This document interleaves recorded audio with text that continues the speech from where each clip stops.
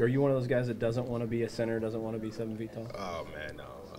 I always felt I was 7 feet tall. Been told multiple times I was, but it doesn't really matter about the height you have. It matters how big you play. Are you still growing? I know there was a story back in the summer that said you could get to like 7'3" or something like that. Oh yeah, I am still growing, but just waiting for it to kick in, I guess. What's been the difference for you the last 3 weeks or so? How do you feel like you've played differently? Just more aggressive, especially on the offensive end. Just making shots come to me.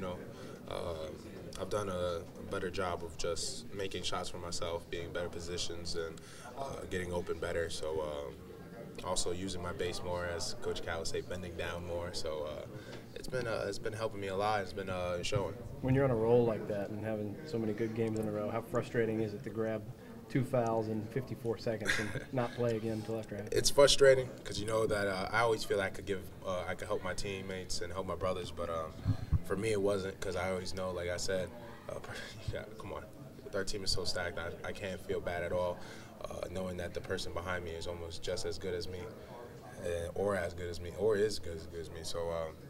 My brother's always going to pick up the slack for me if those days like that happen, and that's the best thing about this team. You don't have to be great every day, You can come out and just play to the best of your ability that day. What's the key for you to avoiding those foul troubles, which has happened a few times this year? Just don't be so aggressive. Don't be so at the moment, You got to be smart. You just got to be smart.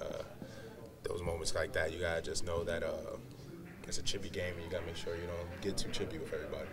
You played international ball against some grown people, but we hear sometimes that college basketball is allowed to be more physical sometimes than pro basketball is. Did it take some time to adjust?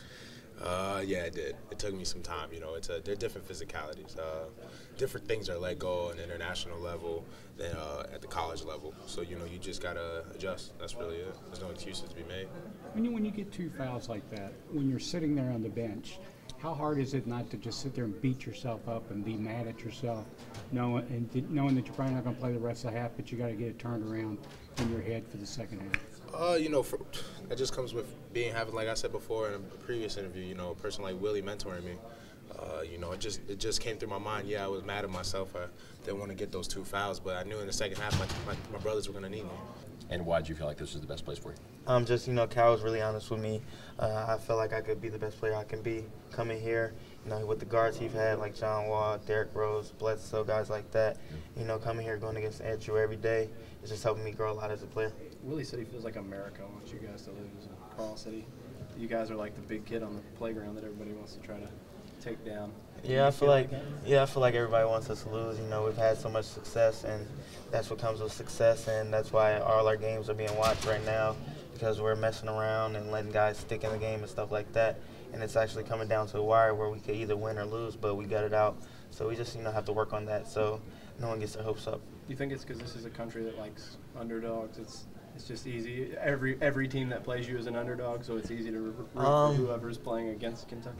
I don't know what it is. It's just, I feel like it's just because we've had so much success with 10 guys playing, everybody sharing time and, respecting each other, that they didn't think we could do it, and we're doing it. So it's just, they're hoping maybe we lose, or just watching to see if we do. Is that a thing a team can use, sort of a chip you can put on your shoulder? That people are always sort of looking for an edge, that if you think everybody else wants to see you fail. I feel like our guys don't really pay attention to it at all. We really don't care if anybody wants to lose. We just know as a team we want to win. And just, we have a lot of things to work on. In the last couple games, we haven't been playing to the best of our ability, offensively or defensively, and we just have to, come out a little better. Did people always tell you you couldn't play big-time basketball because of your size? Yeah. How did you, since you were first started your little basketball? Or was it? Yeah, I've been told that all my life. Never really paid any attention to it. I knew I could play, and just, kept pushing, working hard, and just, I'm here where I am now. Were there players you looked up to in the NBA who made it under 6 feet, or how did you get yourself motivated? I just love the game, and I just love to play it. The guys I did look up to growing up was Allen Iverson and Chris Paul. I watched those guys all the time. Iverson's the reason I wear number 3, and one of the main reasons that I love the game right now. Do you look